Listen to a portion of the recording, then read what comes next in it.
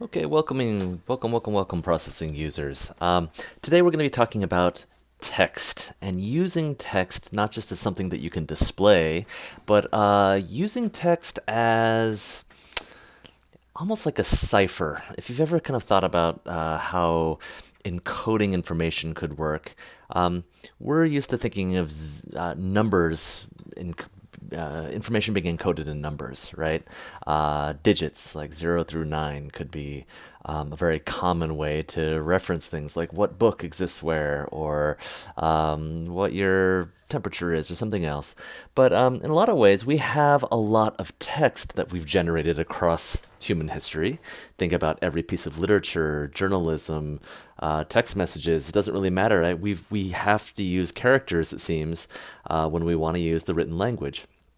So, what I'd like you to do in this kind of exercise in this thought is, well, what if we could take any piece of text, because why? We have access to, like I said, 1,000 years of text, more, um, and start to think about each character in text becoming having a visual equivalent, right? This might make you think about like hieroglyphics in Egyptian writing, or the idea of transcoding, of taking one piece of information and making it equal to another piece of information to kind of change how we see or think about that data. In this case, this picture here, what I've got up, this is where we're kind of heading with this. We've all done some work before in processing where you're just displaying a piece of text. Remember, text in processing is called a string. It's the data type. But what I want to teach you today is how to take any piece of text, such as something you copy and paste from the internet.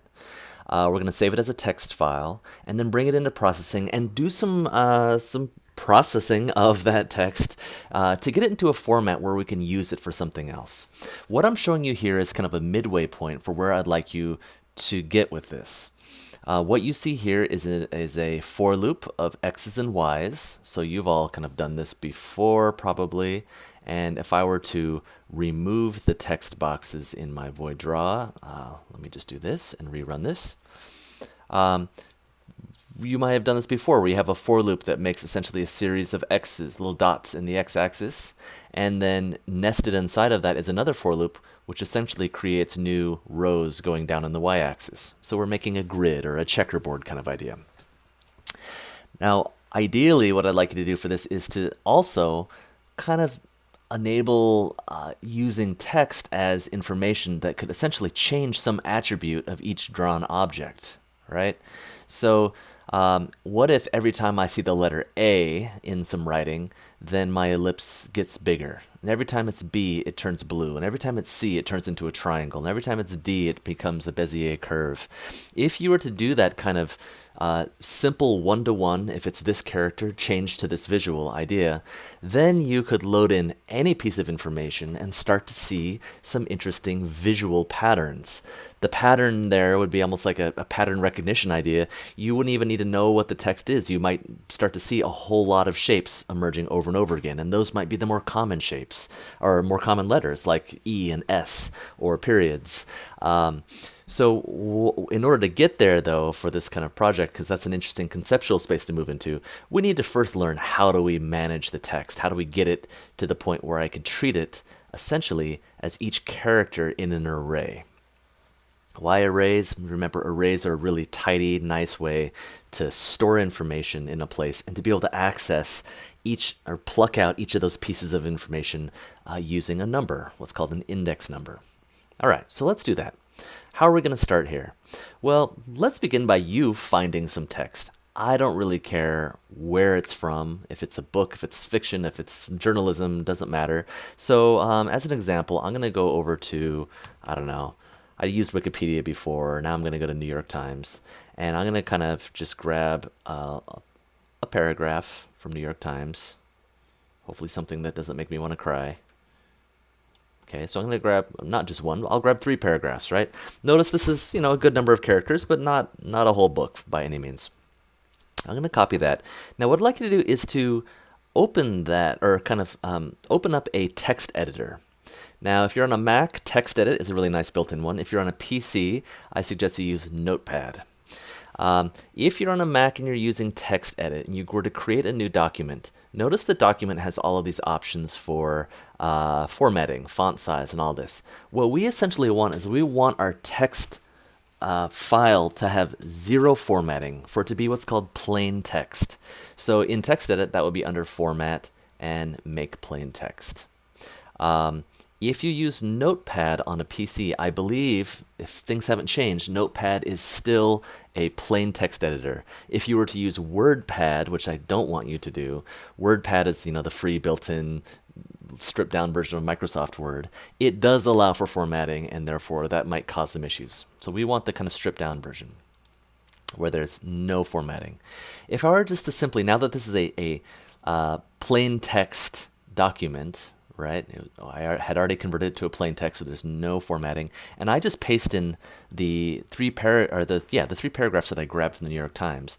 Look, there they all are, right? It's just straight text in there, and totally fine. That's all we need. From there, I'd like you to do a file save as, or file save, and we're gonna save this as, I'm gonna call mine NYT and .txt. You do want to make sure that you do have a .txt file extension. Looks like TextEdit by default will say, hey, if you don't have a .txt, we'll kind of add one there. So yeah, either way, we do want the .txt in there. If you're in a different program and it lets you save as a doc file or a pages file or a RTF file or a PDF file, please make sure you have the file type saving as just a plain text. All right, so I'm saving my nyt.txt file to the desktop. Okay, great. I can close out of TextEdit. If I were to go to the desktop and go look, hey, there it is. There's the text file. Okay, good. And now what we're going to do is we're going to, in processing, create a new document. And we're just going to start working at this. Now, this is going to be kind of involved. Feel free to pause at any time because there are a lot of steps to do this. I'm going to be rather verbose about this while I do it. If you already know what's going on, then you can just kind of zone out a little bit. But there's going to be a lot of stuff that's probably new to a bunch of you.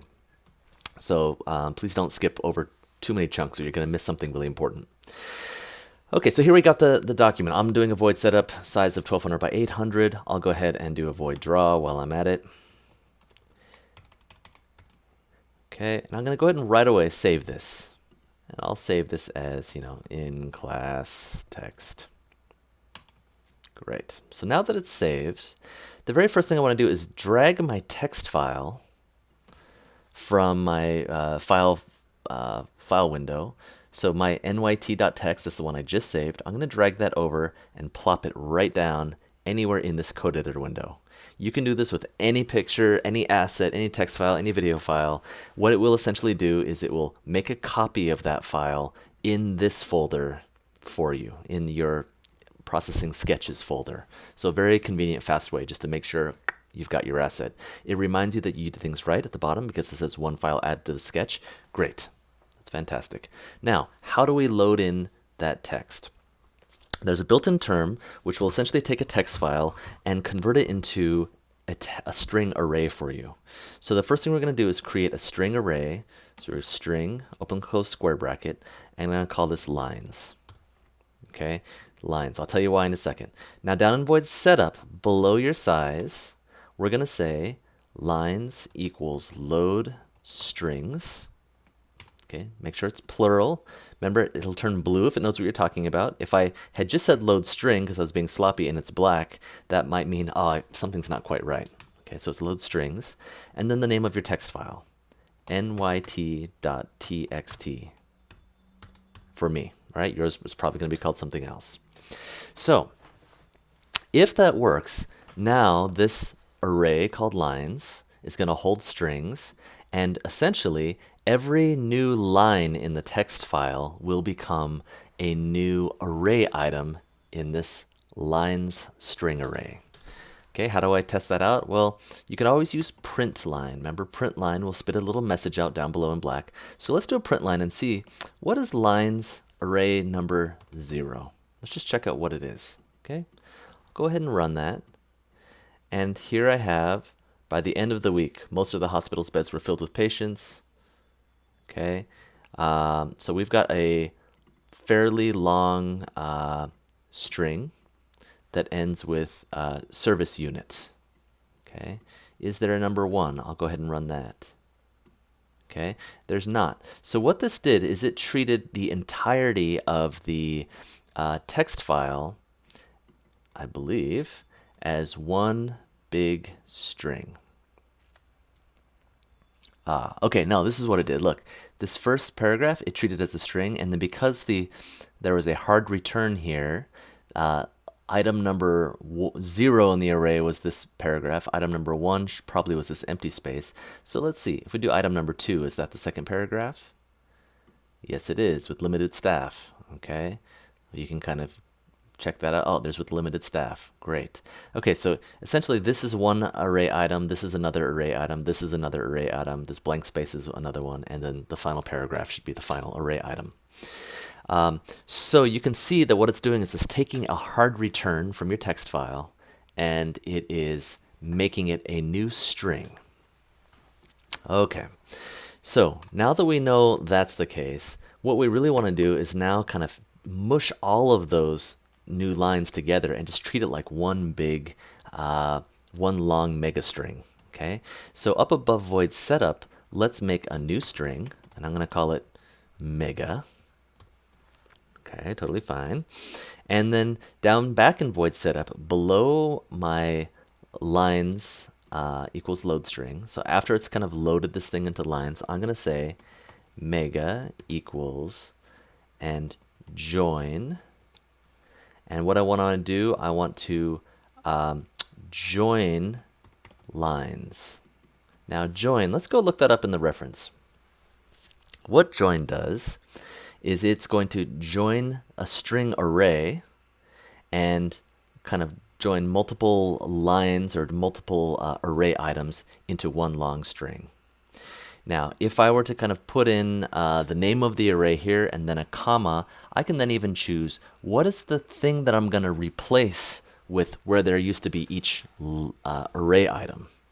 So what I probably want to do is I want to say anytime there was a hard return, I'm going to put in just a space between quote marks. Okay, so we're going to replace each kind of new array item with a space, and now it's going to be in this super duper single string called mega. Okay, now let's test out and see what it looks like. If I want to check it out, I'm going to just go to my print line and replace lines 2. I'll just get rid of that. And instead, let's just print out mega. And we'll rerun that. Okay, what do I see? I see by the end of the week is the beginning of this, and stuff together is the very end of that string. Let me go back. Look, by the end of the week was the beginning, stuff together is the end. So what have I done? I've kind of smushed all 3 of these paragraphs into one. The places where there were empty space, those are now just spaces, right? Because I told it to do that when I joined. So now we've got one mega string, which is fantastic. Okay, now if I kind of look at my print line down here, I want to do a couple things.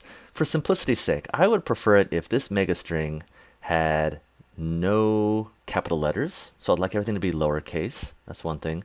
I think I'd like to get rid of the punctuation, the periods, the commas, the hyphens, the quote marks, etc.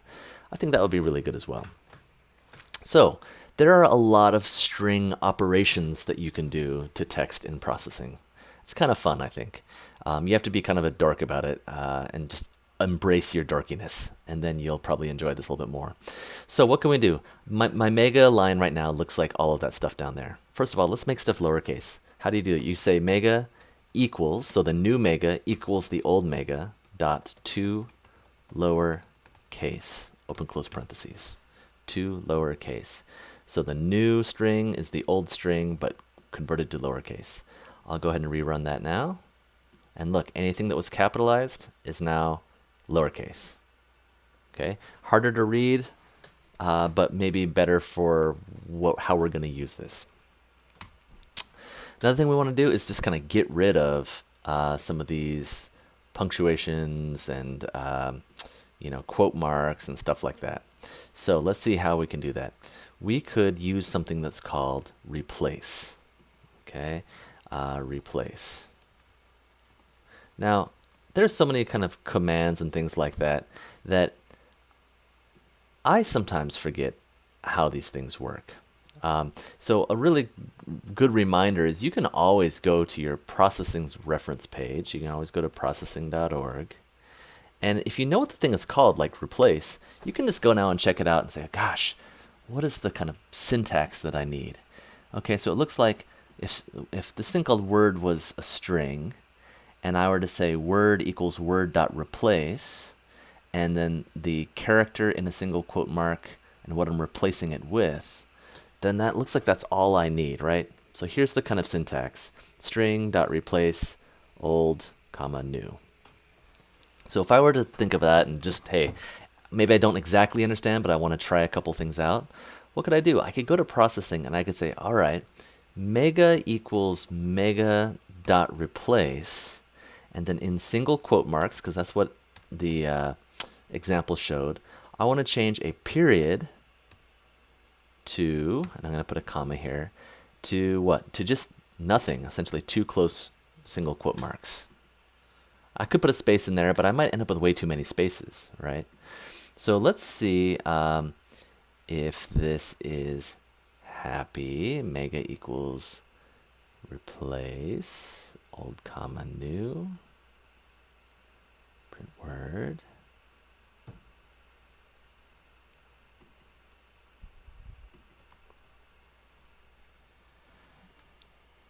And it looks like it's not particularly happy with this.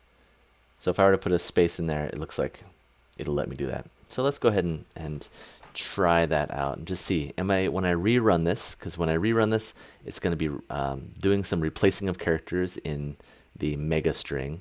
Let's see if it shows me the string without any periods now. Okay.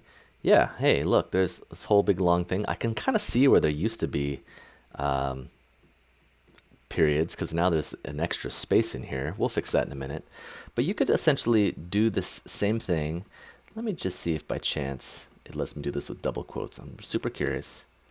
Quote, oops, quote, double quote, comma, period, quote, comma, quote, quote. Ah, okay, so it looks like it's okay with double quotes. Let me rerun that. Okay, that's somehow better, right? Because now I can replace a period with like a thing that has no space. I'm replacing it with nothing, if you will. Now, if that kind of makes sense, then guess what? We can kind of just copy that line. Let's do the same thing for commas. I'm going to copy this whole line, so now I've got 2 of those replaces, and I'm just going to change the period to a comma. And I'll do it again with a hyphen. And I'll do it again with a, okay, now here I want to do a quote mark because I know there's some quotes in my thing. But guess what? If I were to put a quote mark in here, processing would think, oh, you're closing off, like this thing requires quote marks in the syntax in order for the function to work. So how do I deal with that? Well, if you ever want to refer to a text-based quote mark, you're going to be using your / and then a quote. Okay, check out that. That's kind of an odd one.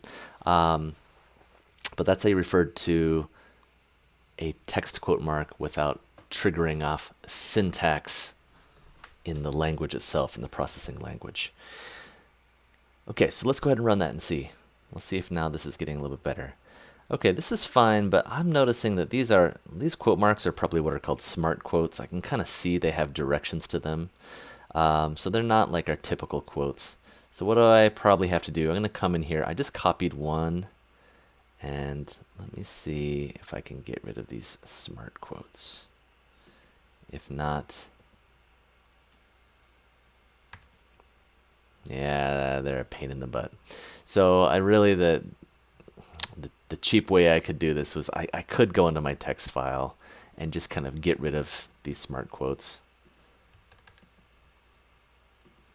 Remember, every time you run this processing sketch, it is reapplying absorbing and kind of ingesting this text file. So if I were to change anything with the text file and then just save it with Command S or Control S on a PC, and then kind of go back and rerun my sketch, it's just using a new, well, oh yeah, it should be using a new version, but of course I edited the text file that's on my desktop. So I might need to kind of go back here and replace the text that's in my processing sketch. Okay, there we go. Kind of got rid of my quote marks. Woo! All right, so what do I have here? I have this very long single string called mega. Okay, not a bad start. What do I do with this? Well, let me do one more replace, which is, hey, if there happens to be 2 spaces, let's replace it with 1 space. How could I do that? Well, I could kind of have my replace line in here and say, well, if it's 2 spaces, then I want to replace that with 1 space. Okay, that might just kind of clear up any extra formatting things that are going on. Now, first of all, how many characters do you have? How long is a string? How can you find that out? Well, there's something really nice. If you want to know how many characters are in a string, you can, in the print line, say the name of the string, dot length. Length, by the way, as itself, just dot length, is how you find out how many items are in an array. So if you had, 43 sound files in a sound array, and you were to say, what is sounds.length, it would probably be 43. But in this case, if you want to know how many characters in a string, you could say length, open close parentheses. Okay, so let me go ahead and just put that in the print line to find out how many characters I have. Turns out the number is 859 characters. Okay, very good. Now, what do I want to do? I want to put those characters in an array. I want to put them in an array. And I want each character to be its own array item. So then I can kind of think of each character as a one-to-one replacement for a drawn shape later on. All right. So I need, what do I need? I probably need actually a new array of strings. And I'll call this, letters. Okay, string of letters. Now, how big is this? Well, I actually want the letters array to have just as many items as I have characters, okay? But later on, I might add more characters to my text file, and I might do some other changes.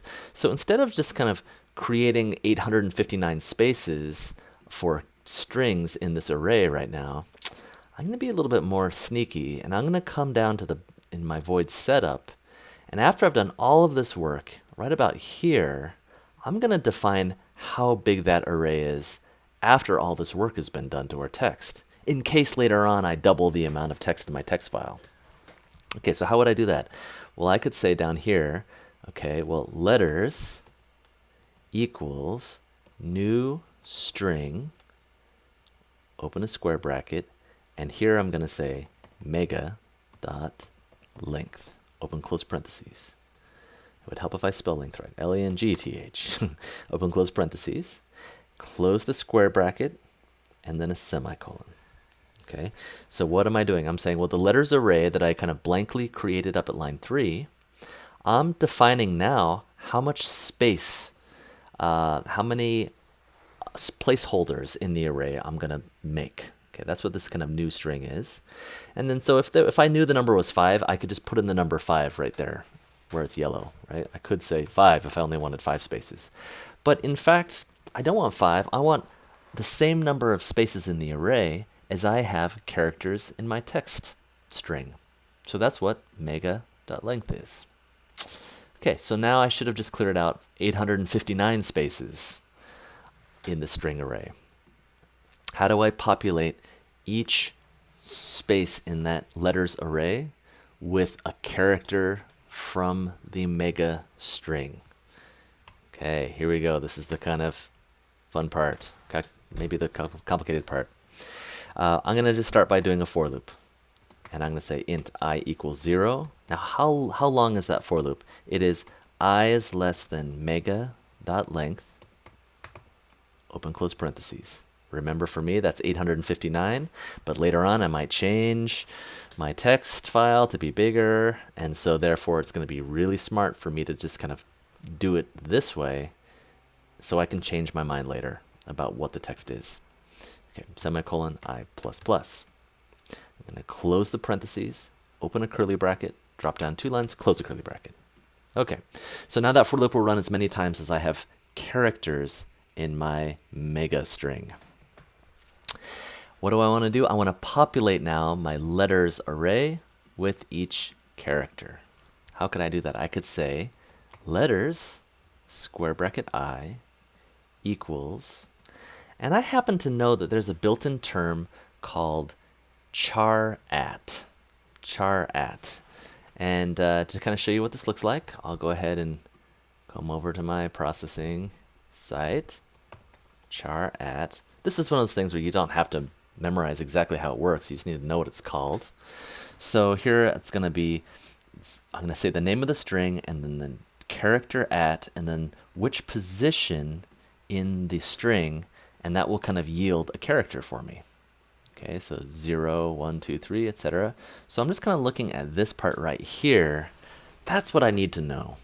Okay, so if I were to go back to my code and say, all right, letters I equals mega dot char at, the character at, and then which char at? Well, the letter I, because that's going to go through each letter in the string one at a time.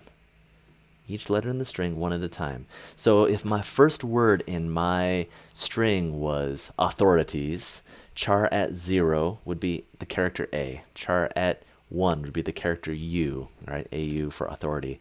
Char at 2 would be T. It would essentially pull out, extract out one character at a time based on what number I put in here. It's almost like pulling teeth in a row, or corn on the cob, right? Like pulling one little kernel of corn out of a corn on the cob at a time.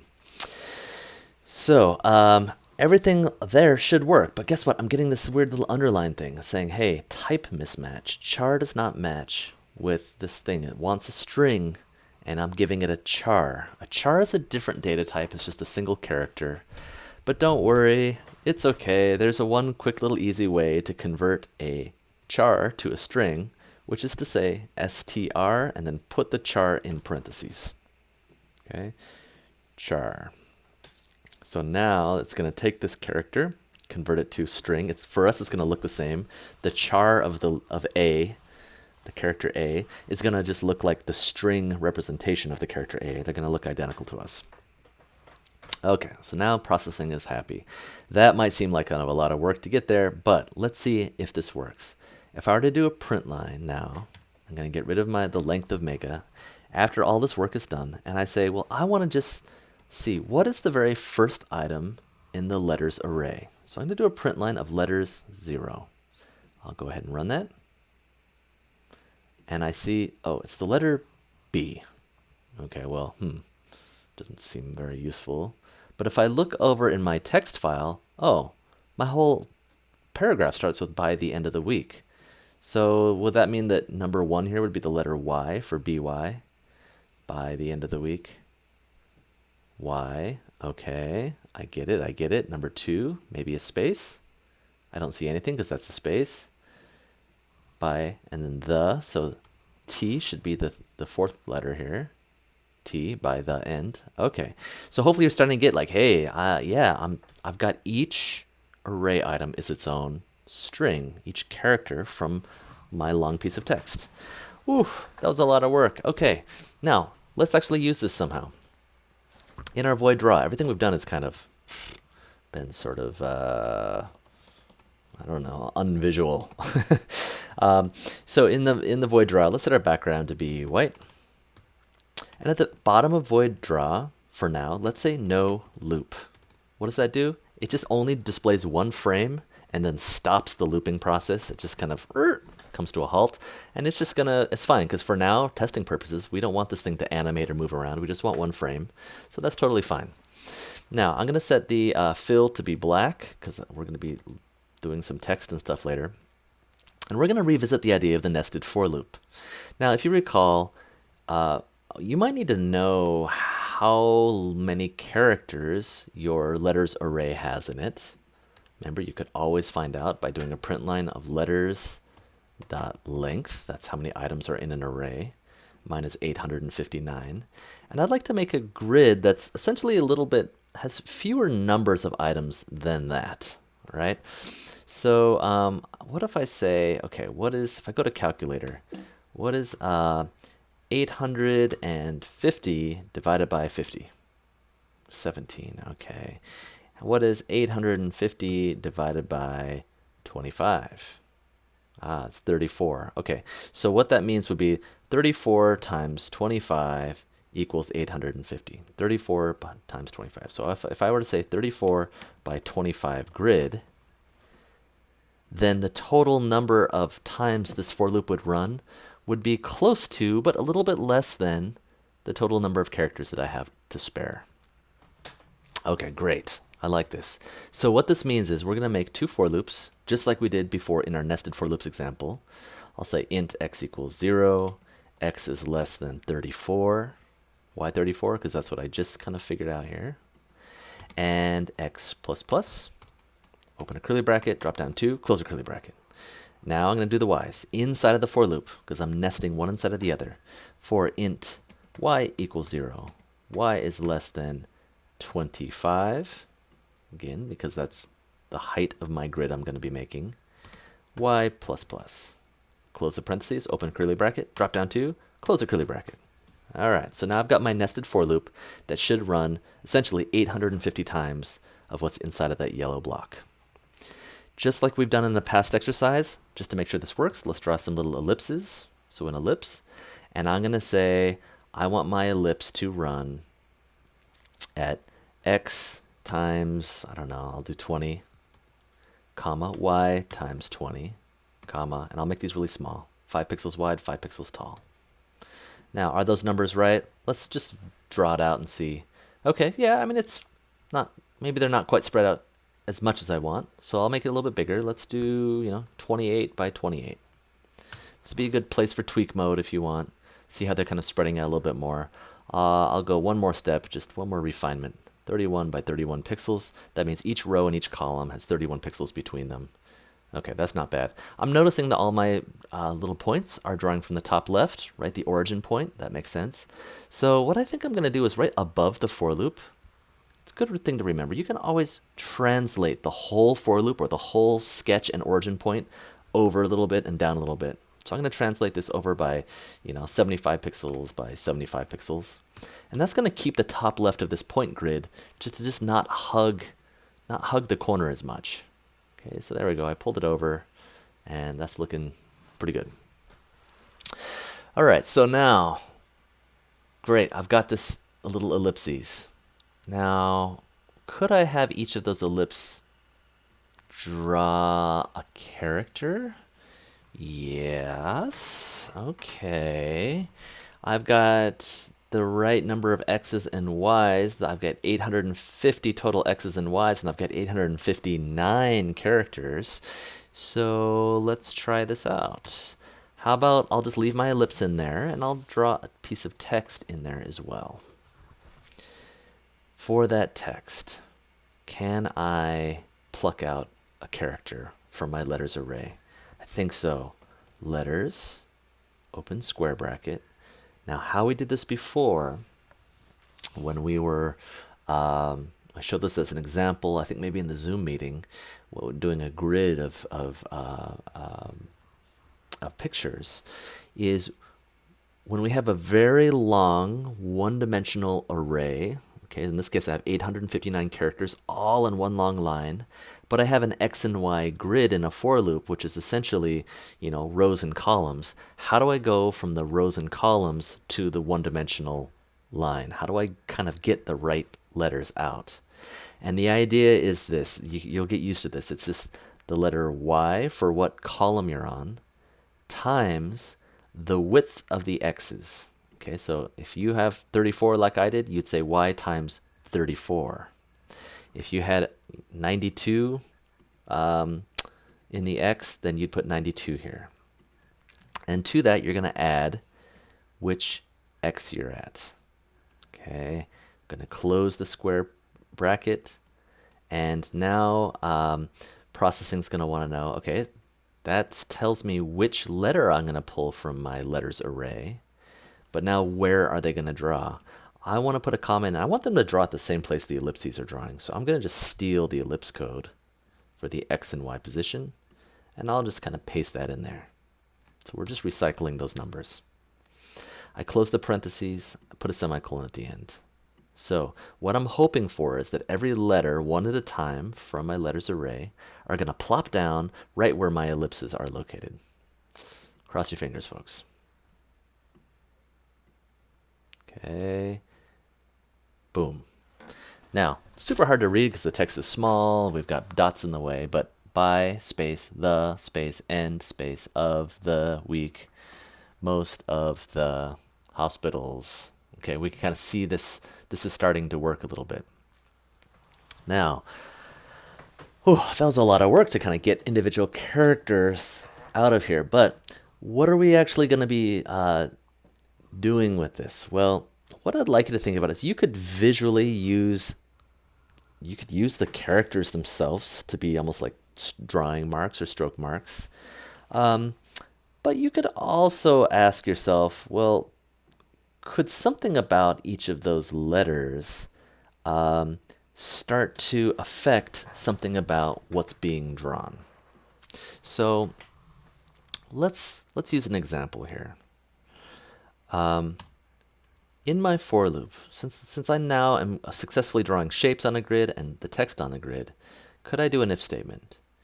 If the current letter, right, this is what letter we're kind of plucking from in the text area, so I'm going to kind of grab that whole way that we access the array right there.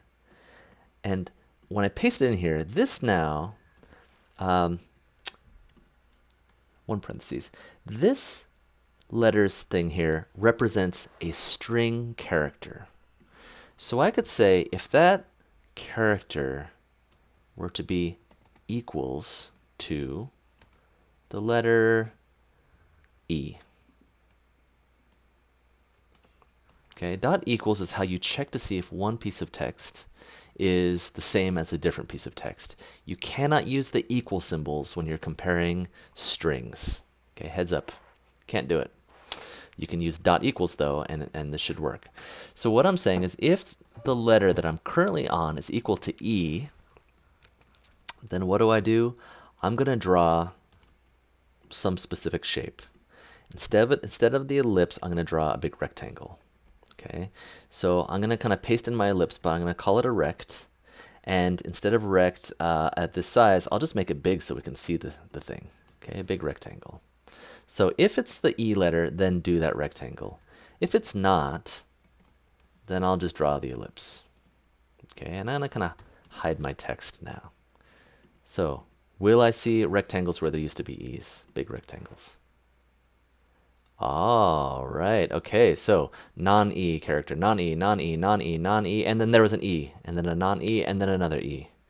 Okay, so now we're starting to kind of use the text information on our side. What could I do? Well, I could copy my whole if statement. And in fact, before I copy it, I just realized I'm only doing one thing in my if statement. I mentioned this before, but if you're only doing one thing in an if statement and the resulting action is just kind of one single action, we actually don't need curly brackets. So I'm going to delete those curly brackets and bring the rectangle on the same line. The reason why I'm going to do that is it's cleaner, it's a little faster and easier to read. So there we go. I've got that. If it's E, do that. I'll go ahead and copy and paste that same line, and I'll do an else if, and I'm going to say, well, if it's the letter S, then I'd like it to be a ellipse that is super skinny and tall. 45 pixels tall, 15 pixels wide, but drawing the ellipse at the same kind of place. Okay, so E's and S's. Okay. So what are we doing? We're actually kind of starting to make patterns out of where there were letters. Now, these are just kind of filled black patterns, boring kind of shapes. You could really do all sorts of things, but really the point is you have a template now to start to think about any textual information and textual characters could be equal to some other visual mark. I'm going to leave it at that. hopefully that's enough to kind of work with and get going. Yeah, explore, experiment, push yourself, try and make something that looks really kind of surprising. See how far you can get. Thank you.